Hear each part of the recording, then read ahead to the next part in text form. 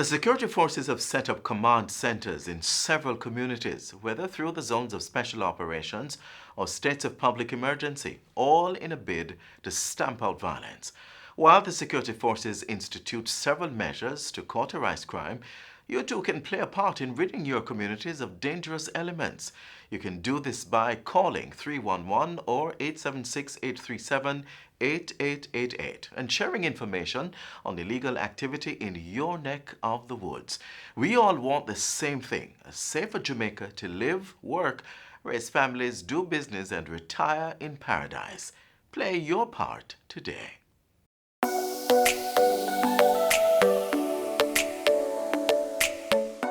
To properly carry out a hand rub, apply a palmful of the product in your cupped hand, covering all surfaces.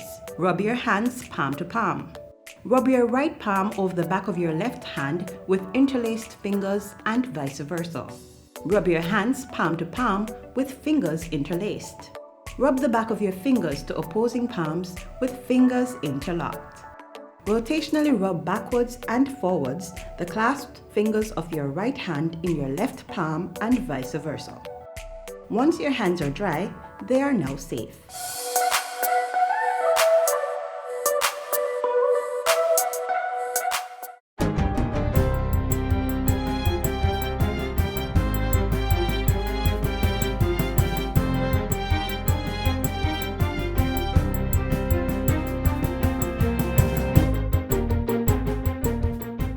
Good day, I'm Stephen McHugh, and this is your JIS News for Monday, July 13. The Tourism Enhancement Fund, TEF, will be providing 500 COVID-19 protective kits valued at more than $15 million to small tourism properties across the island. The protective kits include 2 touchless garbage bins, 2 touchless hand sanitizer dispensers, and 2 infrared thermometers. Minister Edmund Bartlett made the announcement on Friday. With the development of these rigorous protocols, we feel that our workers, as well as the visitors and our nation as a whole, will be in a safer position. Managing this risk as we are, we can't be absolute in terms of whatever we say, but we all manage the risk together, and we do what is necessary to minimize and mitigate and to ensure that we all remain safe and healthy. The donation is part of a broader strategy to provide assistance to small and medium-sized tourist enterprises, SMTEs, so they can retool and rebound from the adverse impact of the COVID-19 pandemic. These SMTEs consist of artisans, craft vendors, attractions and tours, transport operators, beauty shops and textiles, duty-free stores, restaurants and eateries, bed and breakfast establishments, and farmers. An older Portland couple is the newest recipient of an indigent house provided by the Ministry of Local Government. The beneficiaries are Everald and Hazel Gibson of Long Road in the Eastern Parish, where they lived for years in a dilapidated structure. That structure was replaced with a fully furnished 1-bedroom house, completed with a 1,000-gallon black tank. Local Government Minister Desmond McKenzie says 12 more houses like the Gibsons will be built within this fiscal year. So we're going to be looking at the corporate area. We're going into other parishes across the country. When we started this program, we committed to build 20. That was what we budgeted for, to build 20. Now we surpass 20. We have gone 32. The Portland Poor Relief Department is charged with the upkeep of the Gibsons' property at no cost to the couple. 2 more mentally ill detainees will be released from prison later this month through the efforts of the Legal Aid Council, LAC. They are Abraham Lawrence, who has been incarcerated for 23 years, and Morris Small, who was admitted to a correctional facility in 2004. Mr. Lawrence appeared in the St. Elizabeth Parish Court earlier this month, while Mr. Small is set to appear in the Trelawney Parish Court on July 30. Executive Director of the LAC, Hugh Faulkner, says the Council stands ready to bear the cost for the psychiatric evaluations necessary to ensure the release of mentally ill detainees. The court requires that mentally ill citizens who come in conflict with the law be released in the care of either a family member or an approved institution. Family members have pledged to care for Lawrence upon his release, and Small, who has no next of kin, will be accepted by a Falmouth infirmary. Cabinet has approved the establishment of a National Oversight Committee for the Justice Ministry's Child Diversion Program. 13 parish committees have also been approved to oversee the operation of child diversion in all 14 parishes. Portfolio Minister Delroy Chuck provided the update during the ministry's recent Access to Justice Live digital town hall meeting, which focused on children and the justice system. The National Oversight Committee will be chaired by Permanent Secretary in the Ministry of Justice, Sansia Bennett Templer. With respect to child diversion, if we can save a dozen or 100, and quite frankly, several hundred, away from engaging in gangs, away from further offending, away from a lifetime of crime, not only do we save them from the prisons in the long term, but we save them from overburdening the court system. We save them from interfering with the neighbors and the community properties. We save them from general offending. And if that can be done, it will be a major impact on criminality.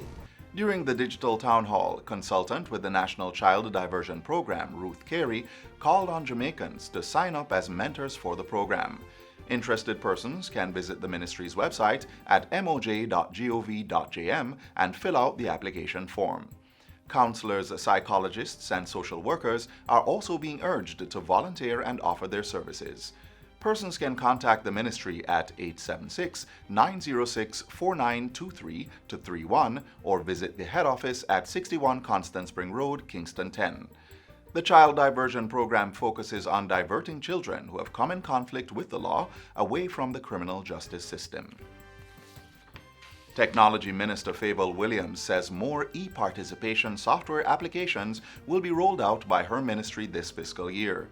She says these apps are intended to foster civic engagement and open participatory governance through the use of information and communications technology, ICT. Just as an example, we've been working with the JPS on an app that would allow persons who are having issues with street lights to be able to put that information into the app, take a picture of the street light, upload it, and follow the progress.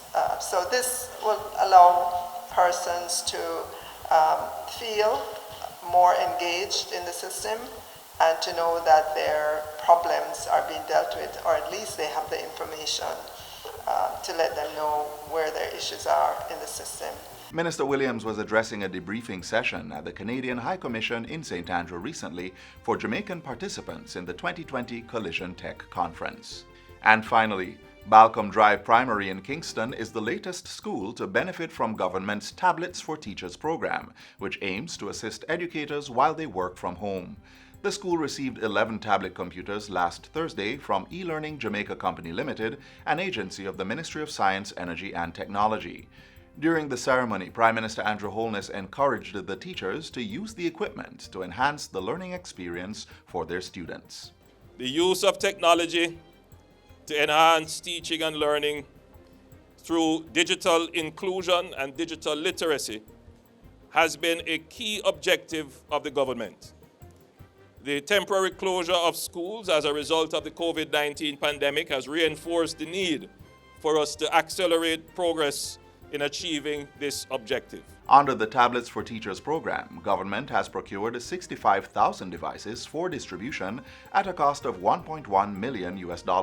More than 2,000 tablets have so far been distributed to teachers at 122 schools. And that's it for JIS News Today. I'm Stephen McHugh. Thanks for watching.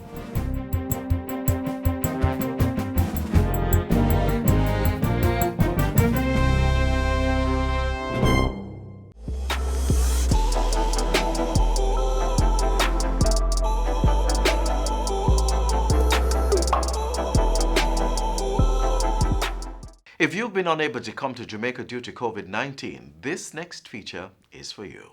Jamaica's borders are slowly reopening, and I know for many like myself, it couldn't be a happier time. From March 21 to June 15, many of us were unable to be in physical contact with our family and friends overseas. We know why. COVID-19 caused our borders to close. Yes, COVID-19 is still around, but fortunately for us, the government has put in place several measures to allow our peeps to come home and others to visit. So if you want to know the procedure on how to come to Jamaica, hassle-free of course, stick around.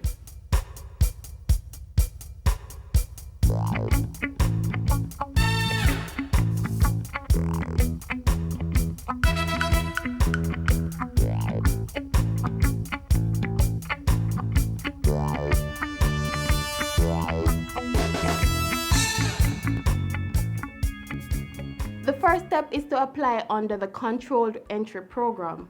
There are two portals, one for residents and another for non-residents. If you're a Jamaican resident, visit jamcovid19.moh.gov.jm. There's also an app that you can download and complete the application from there. If you're a non-resident, go to visitjamaica.com. This is a run-through of the portals for the not-so-techno-savvy people. The information I'm going to share is the same on both portals, so don't worry, you can follow. Alright, so you can go to any search engine, whether Google, Safari, Mozilla, Yahoo, whichever one you have, and then you type in visitjamaica.com. On the screen, you'll see Get a Travel Authorization. Click on Apply for yours here. It will then go to a new page that asks, do you live in Jamaica? Yes or no? You click on the one that's applicable to you. Once you do that, you'll come to a page that asks for an email address so a one-time password can be sent. And then you fill out the form, name, date of birth, passport number, address, the works. You'll also be asked to answer questions related to your exposure to COVID-19 and your current health condition. If you're a Jamaican resident, you'll be asked questions to verify whether or not your home is suitable for a mandatory 14-day quarantine period. And guys, if your house isn't right for home quarantine, you don't have to worry. The government has facilities that will accommodate you. After you complete and submit the form, review will take place. The Ministry of Health and Wellness and the Passport, Immigration and Citizenship Agency will do the review and approval process. From what my friends and family have told me, the length of time from submission to approval is just a few days. So once you've been approved to enter the island, you're issued a digital travel authorization. Remember, this certificate is a MUST. You cannot check in on flights or board ships coming to Jamaica if you don't have the certificate. You've gotten your digital certificate, you've booked your passage, and now you're on Jamaican soil. What's next? The first set of people you'll see once you've landed or docked is a team from the Ministry of Health and Wellness. They will carry out a preliminary health screening. After that, you'll be taken to the immigration hall for another screening, which will include a risk assessment. You'll also be tested for COVID-19. If you are from a country within the travel bubble, you'll only be screened. That is a temperature check, observation of symptoms, and a health risk assessment. What's the travel bubble, you may ask? These are a group of countries which pose the lowest risk of spreading the coronavirus. These countries include Antigua and Barbuda, St. Vincent and the Grenadines, Trinidad and Tobago, Barbados, the Cayman Islands, Montserrat, Grenada, St. Kitts and Nevis, St. Lucia, and the Turks and Caicos Islands. So now you've passed the screening. Next up is registration. You'll be asked to provide your address information so it can be recorded and tracked through either your phone or a wristband. This information will be monitored by the security forces. So if there are any breaches to the mandatory 14-day quarantine rule, there will be trouble. As usual, you'll be responsible for your own transportation. unless you are being quarantined at a government facility. For visitors to our shores, they should follow the COVID resilient corridor, which runs from Negril to Port Antonio along the north coast of the island. And there you have it, an easy breezy return to the Rock. And guys, before I go, I want to encourage you to continue to practice your regular sanitization. Wear your mask when in public. Wash your hands regularly with soap and water. Use sanitizer with at least 62% alcohol base, and avoid touching your mouth, eyes, or nose. For health's sake, let's protect ourselves and our loved ones.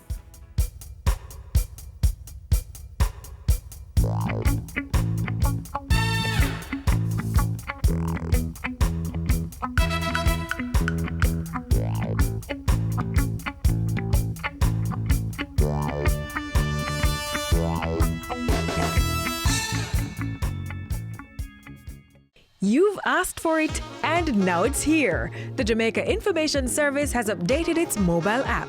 It's easier to navigate, loads even faster than before, talking about top speed, operates seamlessly across platforms, and we're a creative bunch, so it's much easier on the eyes. Now you have quick and easy access to news stories, television and radio features, and a variety of photos right at your fingertips. And you'll get push notifications when new content is uploaded. Download the app on your Apple and Android devices now and get news you can use. Jamaica Information Service, the voice of Jamaica on the go. Reports suggest that students who are not actively engaged over the summer holidays may lose up to 3 months in reading and mathematics. Here are some ways to prevent that. Wow, what a school year that was. The pickups, the drop-offs, the exams, the classes. Oh, I'm so glad for the break. Thank you, summer. But wait, all play and no work is just as bad as all work and no play.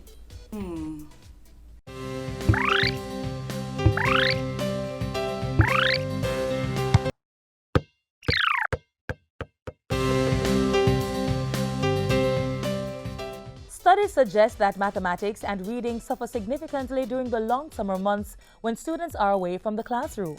We don't want our children to suffer from summer learning loss. We want to help them maintain their academic development and possibly learn new skills over the summer break. Here are some workable ways to prevent the summer slide. Summer school and camps are sure ways of keeping your child active during the break from school. Not only are they educational and recreational, they may also help grow your child's interest in a particular area. As parents, we should take the time to read, write, and spell with our children. That way, their minds are constantly engaged. For older children, have them write reports on the interesting books they've read. And with that, your children will be ahead of the class when they're asked to write an essay about their summer holiday. What's more, all the parish libraries have a summer program that your children can be part of. In addition to reading sessions, the library offers embroidery, art and craft, performing arts, games, tablet tutorials, and computer training. Math is all around us, so there's no reason for the learning to stop when classes end. On the road, you and your child can take turns making up math problems and answering them. At home, cooking and baking can help with measurement and fractions. You can create summer jobs for your child with house chores that you pay for in cash or kind. Children can also take up gardening. Items on the grocery list can be added, subtracted, and multiplied. Games are also a good source of incorporating math into your child's routine during the summer months. You could try football, cricket, hopscotch, card games, and dominoes. And not only do games keep our children's brains sharp, being physically active reduces their risk of becoming obese. Jamaica is awash with parks, museums, zoos, and other cultural locations. They can help your child with civics, history, and integrated studies. There are also cultural events taking place during the summer months, including emancipation and independence celebrations. Aside from learning about our culture, the most important benefit from these excursions is spending quality time with our loved ones.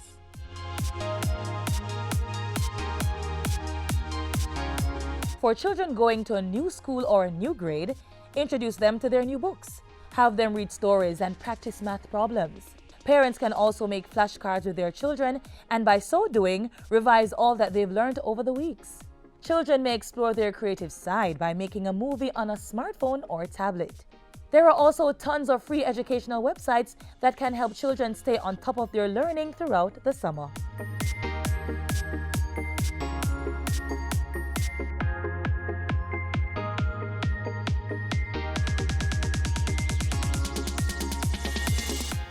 When I try these, my children will definitely be ahead of the curve.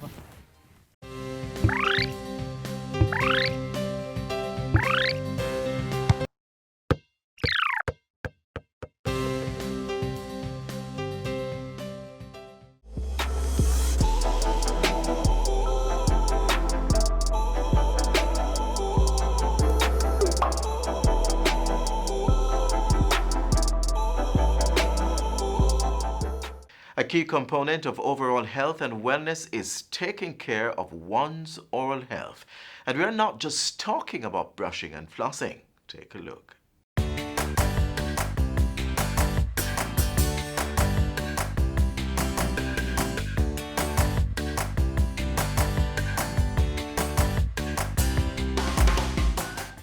Dental health is really important because the mouth is the entry point of nutrition in our bodies.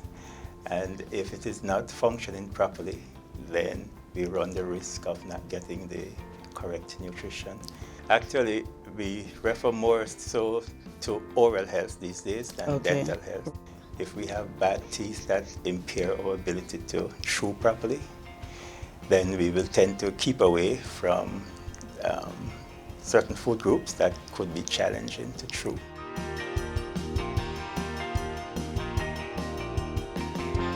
People with bad oral hygiene, people who use and eat, drink a lot of sweets, you can have decay, and you can also have, along with it, periodontal gum disease.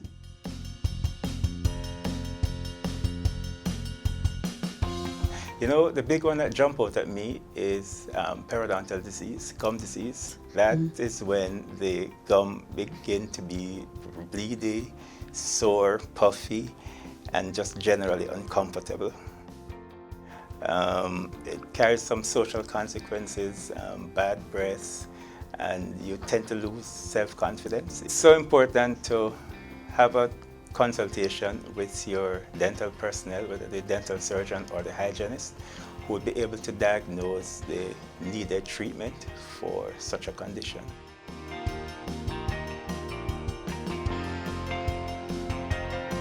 All sugars are bad, but everything is in moderation. The Jamaica Dental Association endorsed the efforts of the government in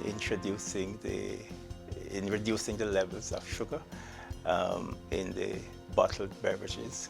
The aim is to get it to 2.5 milligrams in 100 mils by the year 2023. It would be roughly 2.5 teaspoonful. The current level that the government has aimed for, and it was introduced the end of January, is 5 milligrams per 100 mils. So that is coming from 6.5, so it's a gradual reduction. And the taste will be not so significantly different.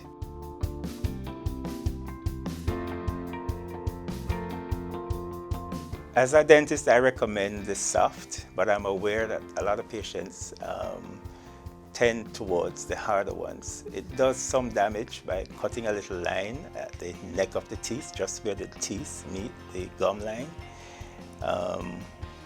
So we recommend the soft toothbrush. It's really important to begin by putting the brush on the gum.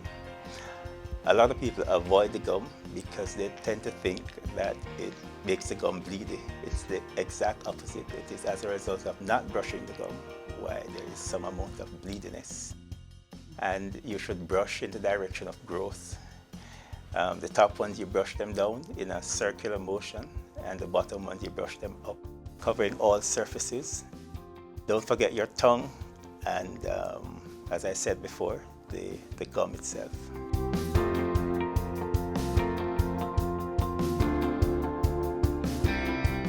Flossing is very, very important. If you try to imagine that the toothbrush does not get between the teeth, the only thing that can remove the material that will accumulate between the teeth would be the dental floss. The technique is also important. Hold it short, get it past that little tight area, and gently bring it down into the gum, that little crevice of the gum, and remove it. Remove material that might have accumulated there.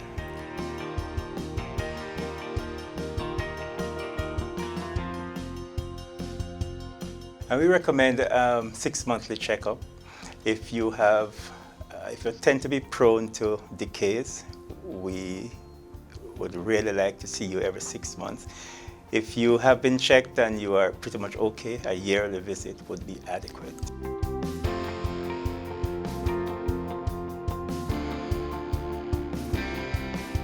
Extraction really is the last resort. With regular examination, we can pick up using x-rays and visual examination early decays, and these can be effectively dealt with by regular fillings.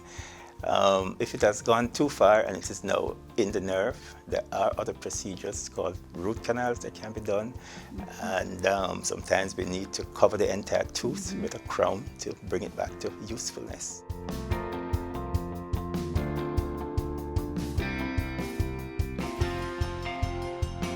If your teeth are malaligned, just not aesthetically pleasing, or are causing some kind of effect on your body, then they should be straightened.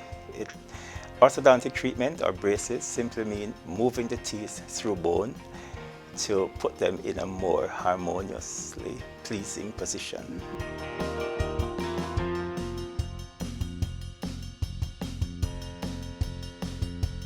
It's important because you are moving teeth through bone, and the harmony between the joint, the soft tissues, and the teeth must be respected. Not respecting it can result in pain in the joint, headaches, and just a general sense of discomfort in your mouth. It's important to visit your dentist regularly and without fear, because with new technology, and we now have many new dentists in our system, where it's not difficult to get an appointment to see a dentist on a regular basis. There's always a needle, but outside of that, there's absolutely no pain.